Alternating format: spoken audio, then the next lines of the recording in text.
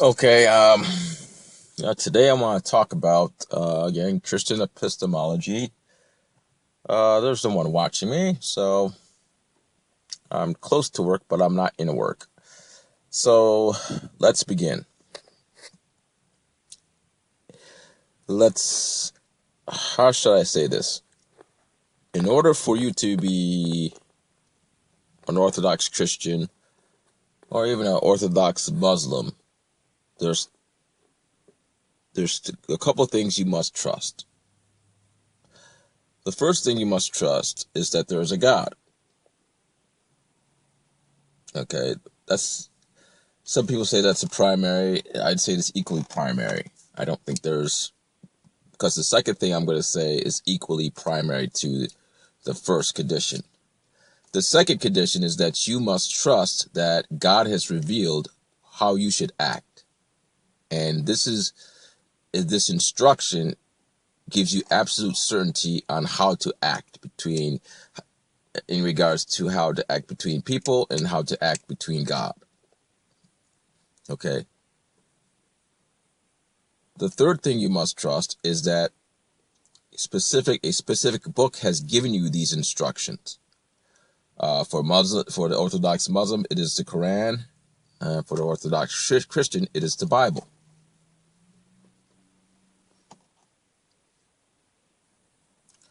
The other thing you must trust is that there's certain people who have been inspired by God. So you have to trust that these people who wrote in these books were directly inspired by God. Trust. You can't. There's no way to prove this. The Quran the people who believe in the Quran, who say the Quran is ultimate truth, they cannot prove to me that Muhammad was divinely inspired. Where's the evidence? Where's the evidence that Muhammad was divinely inspired by God? Simply because he said so, or simply because it implicates in a book, doesn't mean that it's true. And the same thing's for the Bible.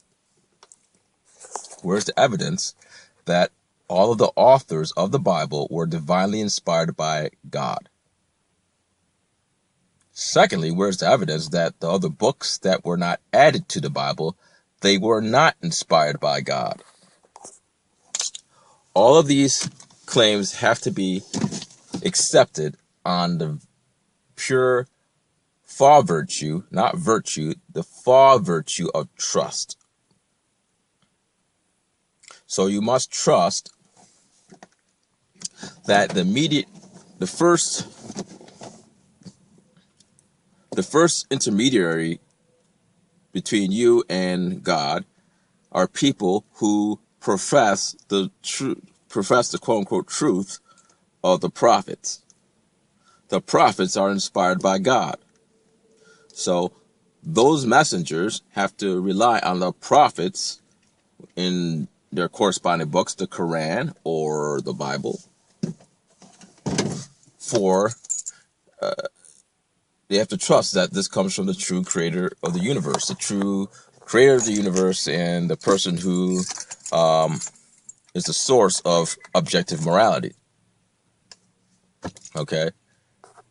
The question becomes, why should I trust that the Bible is divinely inspired? Okay, let's grant that there's a God that exists in the universe. Yes, you can say that God would communicate with his people. Yes. So what? You still have to prove that your specific ancient text is true. Now, one of the things that the apologists will say is, well, in the Bible, it says that they performed miracles. Moses divided the Red Sea. So that proves that he was a true prophet of God. I'm going to turn on the air conditioning here. It says he's a true prophet of God. Okay. So what? It says in the book that he divided the Red Sea. Why should I believe that he divided the Red Sea? Why should I believe that he turned into a snake? When everything around me tells me that did not happen. Why should I believe that Muhammad was carried into heaven or was riding on a horse, a flying horse?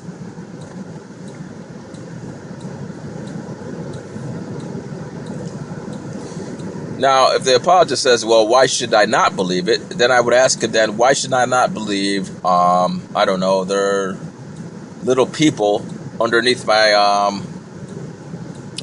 car. Or if you go to Mount St. Helens, you will see this dragon.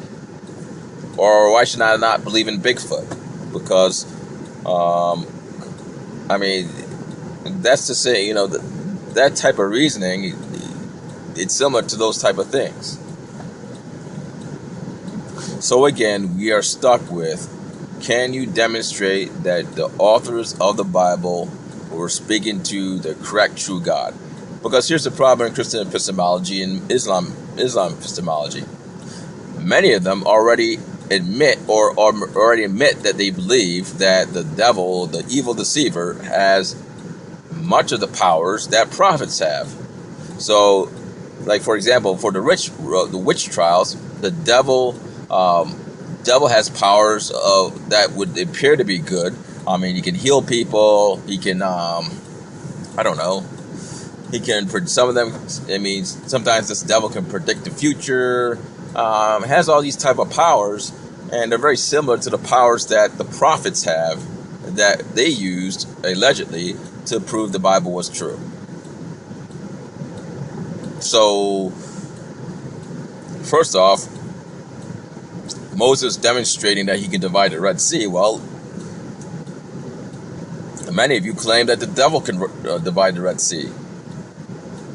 So, where are we getting at? Okay, even if we grant you that. So the problem is that those who make the claims have to demonstrate their claim. And it's that simple. Alright, I think I said enough on this, so I'll wait for responses.